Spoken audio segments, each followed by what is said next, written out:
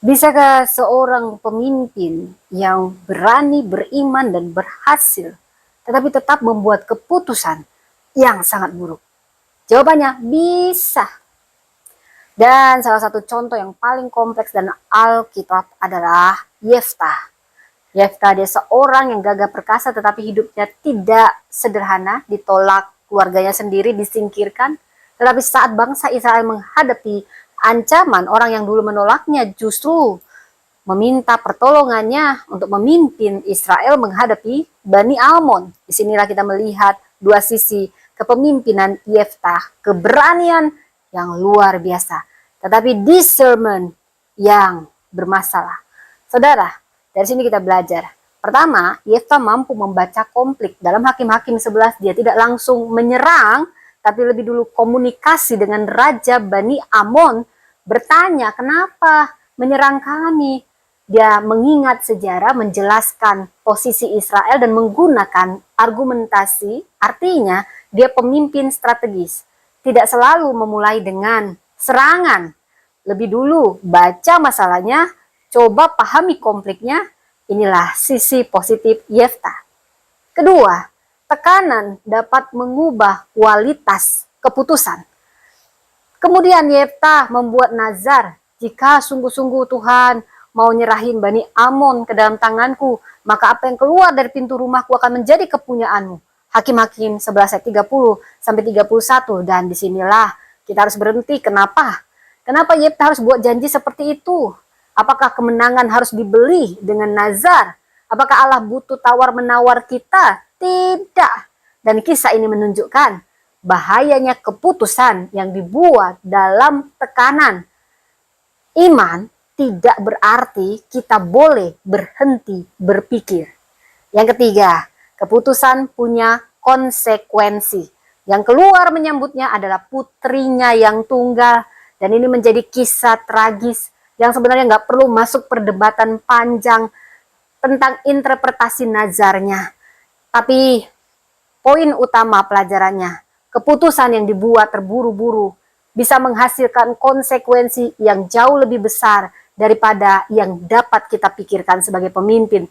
Karena itu kepemimpinan butuh discernment, kepekaan rohani, counsel, risk assessment, dan restraint. Dan keempat, kita belajar jangan biarkan tekanan menjadi penasehat kita. Yeftah pernah ditolak, direndahkan, kehilangan tempat, dan pada akhirnya dia peroleh kesempatan memimpin. Mungkin ada luka yang ikut masuk dalam kepemimpinannya.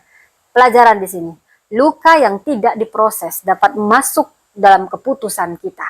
Karena itu seorang pemimpin perlu nanya, apakah Tuhan saya sedang mengambil keputusan karena hikmat atau karena luka, ego, ketakutan, atau kebutuhan membuktikan diri.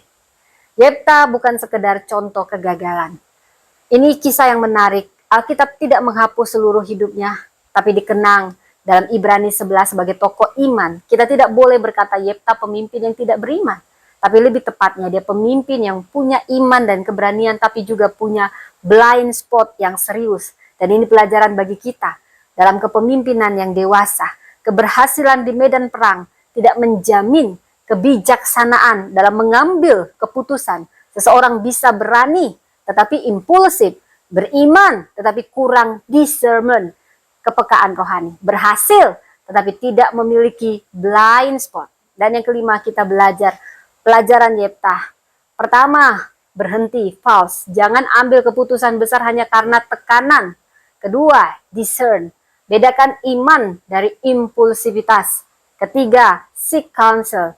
Jangan biarkan ego jadi satu-satunya penasehat. Keempat, count the cost. Setiap keputusan punya konsekuensi.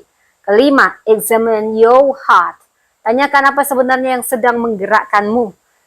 Hari ini kita hidup dalam dunia yang mengagungkan kecepatan, keberanian, decisive action. Tapi Alkitab mengingatkan kita semua, tidak setiap keputusan yang cepat adalah keputusan yang bijaksana. Kadang pemimpin paling kuat bukan yang paling cepat berkata, oh saya akan lakukan. Tetapi yang mampu berkata, mari kita berhenti sejenak, kita berdoa. kita bedakan.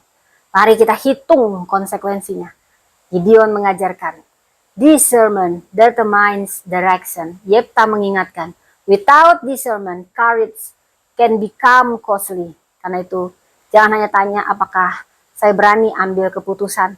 Tanya apakah keputusan ini lahir dari hikmat Tuhan.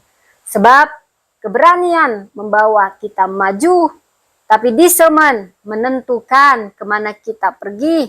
Dan seorang pemimpin Kristen tidak hanya bertanggung jawab atas keputusan yang diambil, tapi juga orang-orang yang terkena dampak dari keputusan itu. Strategi begins in God. God bless.